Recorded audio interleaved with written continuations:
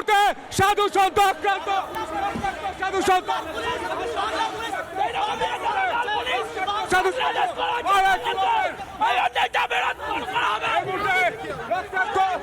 আপনার রক্ত বেরোনো কি করে? আজকে পুলিশ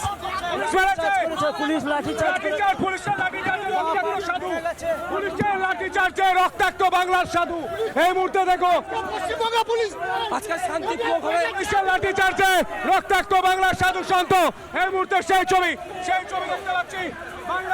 বাংলায় এই মুহূর্তে সাধু সন্ত আক্রান্ত। এই মুহূর্তে তারা বলছেন বাংলার পুলিশ বাংলাদেশকে সমর্থন করছে। কি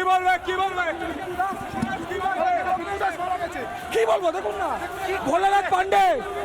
ভোলানাথ পান্ডে নেতৃত্বে আমাদের হিন্দুদের মাথা ফাটানো হয়েছে, রক্তাক্ত করেছে একজন সাধু, রক্তাক্ত অনেক। এখানে আমাদের কলার ধরে মারা হচ্ছে, কাপড় ছিঁড়ে দিয়েছে, মহিলাদের পর্যন্ত ছাড়িনি।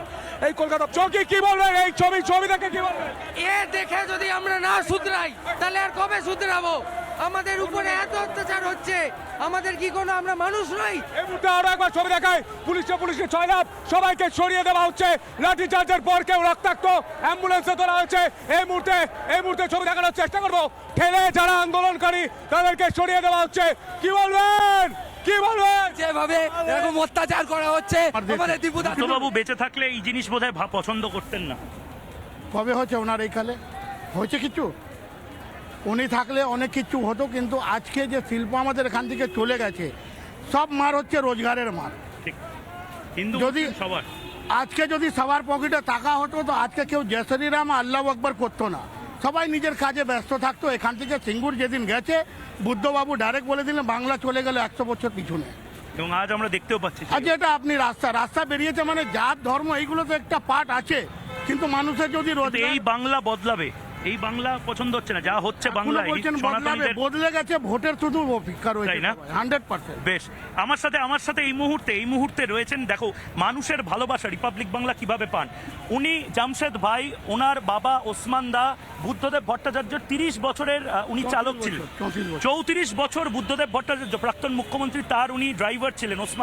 ওসমান দা এবং জামশেদ দা বাড়িতে বসে দেখছিলেন আমার এই রক্তমাখা শার্ট দেখে ওনারা চিন্তিত হয়ে এখানে চলেছেন। ওসমান দা, জামশেদ দা, আপনার এই ভালোবাসা, কিন্তু আমি সুস্থ আছি। বাবাকে বুদ্ধবাবু বলেছিলেন উসমান এমন কোনো কাজ করো না যাতে আমার সাদা কাপড়ে যেন দাগ লাগে। তো আজ পর্যন্ত কেউ বলতে পারবে না ওসমান কাউকে চাকরি দেওয়ার জন্য 1 টাকা নিয়েছে। কেউ প্রুফ যদি করে দেয় আমরা কলকাতা ছেড়ে। এখানে পুলিশ মন্ত্রীর যেভাবে হিন্দুদেরকে মারলো আজকে, প্যালেস্টাইন গাজা নিয়ে কত বিপ্লব হয়, কিন্তু এভাবে বাংলাদেশ দুঃখজনক ব্যাপার। 2025টা যা গেছে আমাদের উপরে, 26-এ যেন নতুন আলো আমরা দেখতে পাবে 100%। যা মনে হচ্ছে যা বাংলায় চলছে সনাতনীদের উপর ভালো হচ্ছে।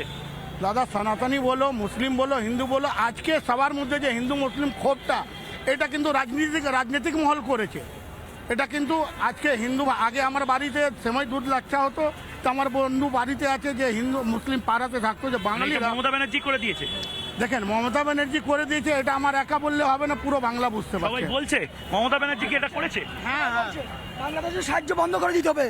বাংলাদেশে জল পাঠানো যাবে না, কিচ্ছু করা যাবে না। বাংলাদেশে দুধ পাঠানো না, বাংলাদেশে যাবে না।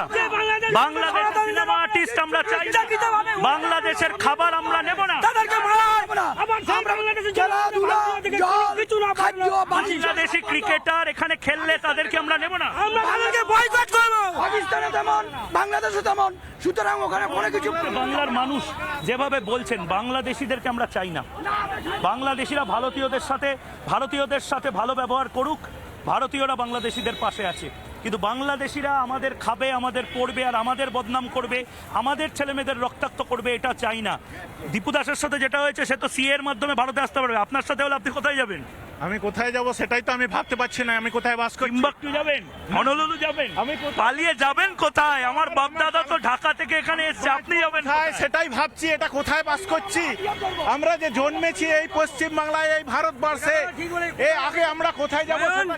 আমাদের পশ্চিমবঙ্গে তুমি যে বিপ্লব করছো, তা তুমি যাবে কোথায় ভাই? যদি আজ দীপু দাসের মতন তোমার অবস্থায়, আমরা যাবো না। আমরা এই পশ্চিমবঙ্গের মাটি আংলে রাখবো। দীপু দাসের যেরকম হত্যা করেছে আমাদের রাজ্যে, আমরা সেই হাত ভেঙে দেবো, গুড়িয়ে দেবো, কিন্তু আমরা বাংলা থেকে বঞ্চিত হব না। এই এই পরিস্থিতি আর কি বলবেন এখানে এই এত একসময় এখানে আলিমুদ্দিন স্ট্রিটের মিছিল বেরোতো আজকে এত গেরুয়া পতাকা কোনোদিন দেখেছেন? মর্মান্তিক ঘটনা, এ ভাবা যায় না। এই ভারতবর্ষে এই ধরনের ঘটনা একদম মানা যায় না। তার জন্য আমাদের যে কোনো বিহিত ব্যবস্থা নিতেই হবে। আভ্যন্তরিক যে ভারতবর্ষের যে সমস্যা, এই সমস্যাকে দূর করতে না পারলে আগামী ভবিষ্যৎ আমাদের খুব কষ্টের কাটবে। তুমি শুনতেই পাচ্ছ, সন্তু রয়েছে আমার সাথে এবং এই মুহূর্তে স্টুডিওতে আমি একবার ফেরানোর জন্য বলবো যে পরিমাণ মানুষজন রয়েছে। দেখো এখন আবার ট্রাফিক সচল। অনেক আগের রাস্তা, যে রাস্তায় এই মুহূর্তে আটকে দেওয়া হয়েছে, অবশ্যই বাংলাদেশ ডেপুটি হাই কমিশন, সেই হাই কমিশনের দূর দূরান্ত অবধি কোনো হিন্দু প্রবেশ করেনি, কিন্তু এটা বাংলার রাস্তা, এটা বাংলার জুরিসডিকশন এবং সেখানে যে পরিমাণ হিন্দুদের কনসলিডেশন হয়েছে।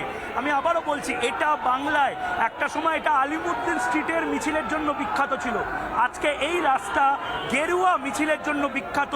এবং এই রাস্তায় যেভাবে গেরুয়া বসনধারীরা তারা রাস্তায় নেমেছে, যেভাবে এই মুহূর্তে প্রচুর মানুষজন এই মুহূর্তে রয়েছেন, তাদেরকে বেনজিরভাবে দেখা যাচ্ছে। প্রচুর লোক এই মুহূর্তে রয়েছে।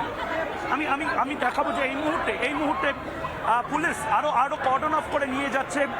যে পরিমাণ ভিড় এখানে একত্রিত হয়েছিল, পুলিশ বাধ্য হয়ে এই পুরো এলাকাটা এই মুহূর্তে খালি করে দিচ্ছে। বলরাম বোসকে আমি দূরে দেখতে পাচ্ছি, আমি রবিকে বলবো, বলরাম বোস এবং এখানে বলরাম দা কি হয়েছে?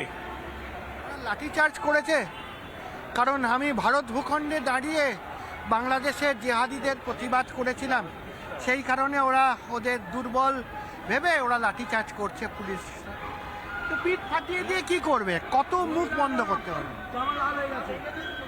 এই মুহূর্তে আরেক পা মনে ভেঙে দিয়েছে আমার পা।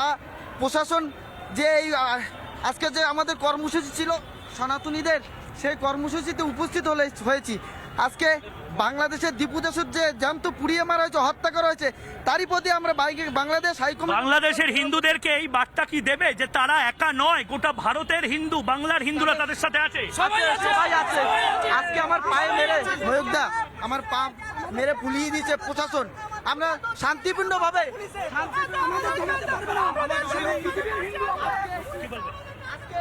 আমাদেরকে আমরা বাংলাদেশে যে দীপু দাসকে হত্যা করা হয়েছে তার প্রতিবাদে আজকে আমরা পশ্চিমবঙ্গের ভারতের হিন্দু এক হয়েছে এই জায়গাতে।